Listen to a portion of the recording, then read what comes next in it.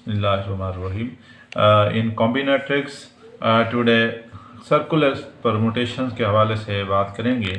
General permutation आपने देखा था, पी एन आर, कोई भी एन ऑब्जेक्ट्स आर थिंग्स होते हैं, उनको हम एक अरेंजमेंट करते हैं selecting r out of those n. इसी वजह से इन रो परमुटेशन होता है ये अरेंजमेंट, और इसको आर परमुटेशन के नाम से भी देखते हैं। सर्कुलर परमुटेशन का यह है कि these those permutations which require arranging objects, कि जिसमें चीज़ों को अरेंज किया जाता है इन अ सर्कुलर क्लोज्ड कर्व। कि क्लोज सर्कुलर परमुटेशन एक ऐसी परमुटेशन है जिसके अंदर ऑब्जेक्ट्स को एक सर्कुलर क्लोज्ड कर्व के अलांग जो है वो अरेंज किया जाता है, बस उसमें क्लोज कर्व इन्वॉल्व हो जाती है। So these are called circular permutations. For example हम 3 डिस्टिंक्ट ऑब्जेक्ट्स हैं ए बी सी, उनको मुख्तलिफ पोजीशन के साथ अराउंड ए सर्कल अरेंज करते हैं। तो ये आप इसको देखें, वहाँ यहाँ पे ए बी सी एक आप ले सकते हैं, बी ए सी कर सकते हैं, C A B sorry, and then B C A. तो मुख्तलिफ इसमें आप आगे करते जाएं और ये पोजीशन के लिहाज से इसको चलते जाते हैं। और फिर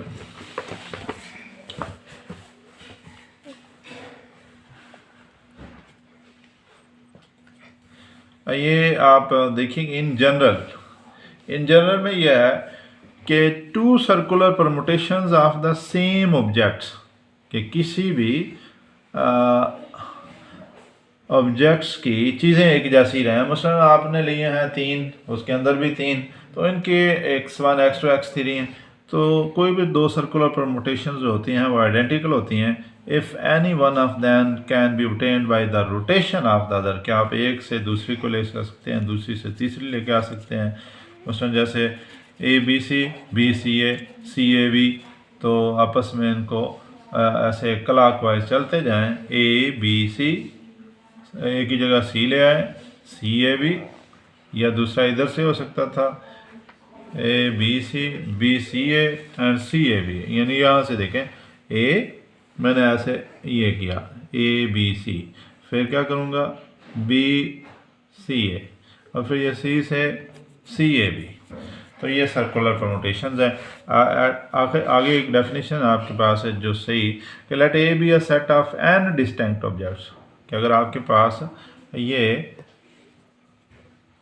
ए जो है वो एन डिस्टिंक्ट ऑब्जेक्ट्स की कलेक्शन है for 0 less than r less than n r circular permutation of A की जो आर सर्कुलर परमुटेशन होगी वो क्या है, सर्कुलर परमुटेशन है आर डिस्टिंक्ट ऑब्जेक्ट्स की टेकन फ्रॉम ए, कि आर में से ए में से आपने कितने लेने हैं, उसके अंदर एन डिस्टिंक्ट ऑब्जेक्ट हैं लेकिन हमने सिलेक्ट किए हैं उसमें से आर। तो इसको नोटेशन जो ज़हर करने की है इसकी आपके पास सर्कुलर परमुटेशन की, इसको क्यू एन आर से नाम तजवीज़ किया। वो जनरल जो परमुटेशन थी वो पी एन आर था, यहाँ पे Q n denote the number of r circular permutation of A. And now example में है कि लेट अगर आपके पास ये ABCD है, तो देयर आर P3 4 का रिजल्ट हमारे पास 24 बनता है। 3 permutation of A and they are shown an example like previous. तो आगे इसी तरह रीग्रुप करते हैं। देखें ABC, और इसको मैं बदलूँगा आगे ये CAB BCA, ये पहले आपके पास ABD बदलूँगा तो ADB भी आएगा, इसी तरह DA भी होगा तो DBA भी होगा, ACD लाइक दैट। तो सर्कुलर परमुटेशन जो है उसको जो कैलकुलेट करने का मेथड है, जो फार्मूला है, वो क्या होगा कि ऊपर जितना भी n होगा वो हम लिखेंगे n फैक्टोरियल लिखेंगे, और नीचे जो आपके पास होगा वो सिंपल वो चीज़ों की तादाद होगी। जैसा कि यहाँ 3 मुख्तलिफ उसने साइकिल जो हैं वो दिखाए हुए हैं, तो उससे आपके पास 3 मुख्तलिफ ये देखें और दूसरा साइकिल ये था, और पहला प्रीवियस पेज पे। तो एग्जांपल कहती है कि Q43 जो है वो इनफैक्ट क्या है 1/3 ऑफ P43। तो तो यहाँ से एक रिलेशनशिप बना रहे हैं हम कि एक सर्कुलर परमुटेशन और एक आम परमुटेशन जो है उन दोनों के दरमियान रिलेशन जो है वो क्या है। Circular permutation of r distinct objects अगर आप लेते हैं x1 x2 xr चीज़ें हैं, जैसा कि यहाँ x1 x2 x3 like that, अगर यहाँ पे आप करेंगे तो ये मेरे पास x3 आ जाएगा। से that xi and xr give rise, इसको हम लिख सकते हैं unique subset of r permutations. तो ये जनरल फॉर्म में लिखा जा सकता है।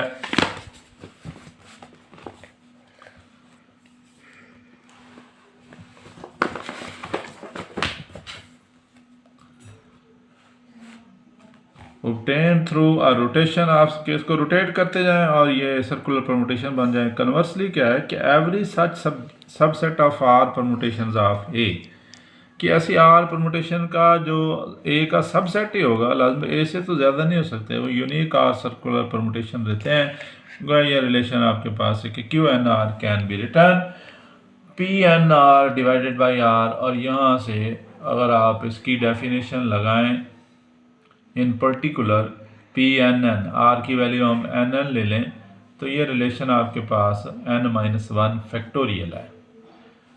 तो ये था आपके पास एक आर चीज़ें, जो अगर वो सारी की सारी आप ले लेते हैं, उसने तो कहा था ना सर्कुलर परमुटेशन n चीज़ें हैं तो r सिलेक्ट करें, तो फिर वो वाला फार्मूला है। लेकिन अगर n ही ले लिया जाए तो n-1 फैक्टोरियल्स है। बिफोर ये how many ways 5 boys and 3 girls can be seated around a table if number 1 there is no restriction.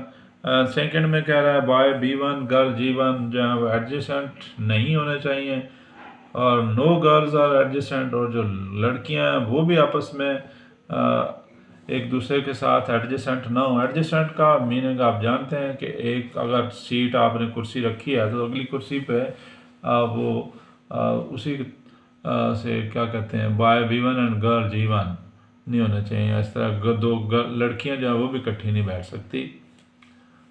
तो ये एग्ज़ाम्पल है, लेकिन इस एग्ज़ाम्पल से पहले अगले पेज पे आपके पास जो है एक रूल बताया गया है जिसको हम कम्प्लीमेंट प्रिंसिपल बोलते हैं, और उसके भी ज़रा स्टेटमेंट देखते हैं। लेकिन इसमें नंबर 1 में तो ऑब्वियस है कि Q8 जो है जितनी चीज़ें हैं उतनी आपने ले ली हैं, तो n-1 फैक्टोरियल बन जाएगा। गोया आपके पास जो है ये 7 का मतलब है 8-1 का फैक्टोरियल, और ये 7 हो जाएगा because there is no restriction. उतना ही पॉसिबल वेज हैं। सेकंड में आपके पास ये कर रहा है कि 5 बॉयज एंड 2 गर्ल्स हैं।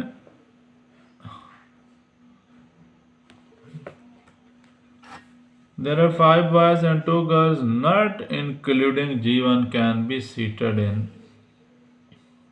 7-1 factorial ways. B1 and girl G1 are not adjacent. Figure कहता है 1.33 में G1 has, G1 के जो चॉइसेस हैं 7 टोटल हैं आपके पास, चूँकि 5 बॉयज़ एंड 3 गर्ल्स, और ये पहले में आपने कह दिया 7 वेज बनते हैं। तो 7 में से 2 ऑप्शन चले गए बॉय B1 और G1 वाला, तो बाकी रह गए 5। तो for a seat not adjacent thus the desired number of ways is this one 6 factorial. 7 में से 1 निकाला 6 फैक्टोरियल हो गया, और ये 7-2 ये 5 आपके पास बन गए। तो इन दिस वे 3600 आपके पास ये बनता है। तो इससे पहले वो कहता है कि अनदर सोल्यूशन इसी का हम यूज़ कर सकते हैं, वो call the principle complementation.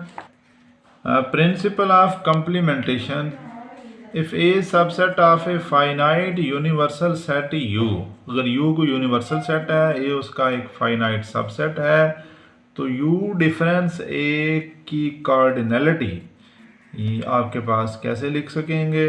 U की कार्डिनलिटी लिखेंगे, डिफरेंस A की कार्डिनलिटी लिखेंगे, और इस तरह से आपके पास ये कॉम्प्लीमेंट प्रिंसिपल ये स्टेट करता है कि अगर आप किसी यूनिवर्सल सेट से किसी सेट का डिफरेंस लेते हैं तो इनकी कार्डिनलिटी जो है वो अलग अलग डिफरेंस फॉर्म में लिखी जा सकती है। इसी रूल को इस एग्जांपल के अंदर अप्लाई किया है। The number of ways to arrange 5 figures around a table so that B1 and G1 are adjacent, so treating B1 G1 as an entity. आप B1 G1 का एक ग्रुप बना देंगे और उनको इकट्ठी एंटिटी मान लें, और 7 - 1 फैक्टोरियल आपने एक उनका ऑप्शन ख़त्म किया, वो 6 रह गए, फिर 2 के साथ 14 40 बनता है। तो डिज़ायर्ड नंबर ऑफ वेज जो बनते हैं वो क्या करेंगे, टोटल थे u के अंदर 7 फैक्टोरियल, और a की जो कार्डिनलिटी है वो आपके पास आएगी 1440। तो ये माइनस करके आप देख सकते हैं कि ऑब्वियस पिछले वाला जो रिज़ल्ट था 3600 का वो सेम आ जाता है। इसी तरह से आगे वाली लास्ट जो इसका केस है जिसके अंदर कोई दो गर्ल आपस में एडजेसेंट नहीं है, तो ये इसको भी सॉल्व किया गया, इसको भी पढ़ना और इसको लिखना। सो इन दिस वे आज के टॉपिक में एक न्यू चीज़ जो थी कि वो रिलेशनशिप था जनरल परमुटेशन और सर्कुलर परमुटेशंस के साथ। और सर्कुलर परमुटेशन जो है वो बेसिकली अराउंड ए सर्कल, या जैसे आपके पास कोई भी चीज़ सर्कुलर है तो उसके साथ क्लोज्ड कर्व के शक्ल में हम उसको मैनेज करते हैं, उसको लिखते हैं। और Q N R जो है वो आपके पास n फैक्टोरियल होता है ओवर R होता है, और फिर इस तरह से इसका दूसरे के साथ रिलेशन। Note it.